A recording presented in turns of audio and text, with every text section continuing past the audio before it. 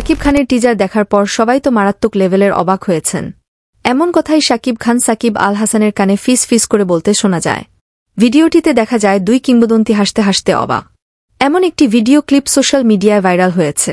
মুক্তি পেয়েছে শাকিব খানের তুফান সিনেমার টিজার। সেই টিজার দেখে শাকিব ভক্তরা সোশ্যাল মিডিয়া শাকিব খানের পোস্টার শেয়ার করে আনন্দের শহরে ভাসছে। ঠিক একই সময়ে তুফান সিনেমার শুটিং বাকি রেখে ঢাকায় এসেছেন চিত্রনায়ক শাকিব খান। খবর সূত্রে জানা যায় শাকিব খান ঢাকায় এসেছেন তার হেয়ারলাইন বিজনেসের কাজের পারপাছে।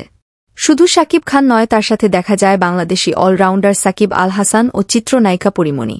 তো প্রিয় ভিউয়ার, শাকিব ভক্ত হলে ভিডিও দেখার পর একটি লাইক এবং আপনার কাছে শাকিব খানের দেখা কোন সিনেমা ভালো লেগেছে তা আমাদের কমেন্ট করে জানাতে ভুলবেন না।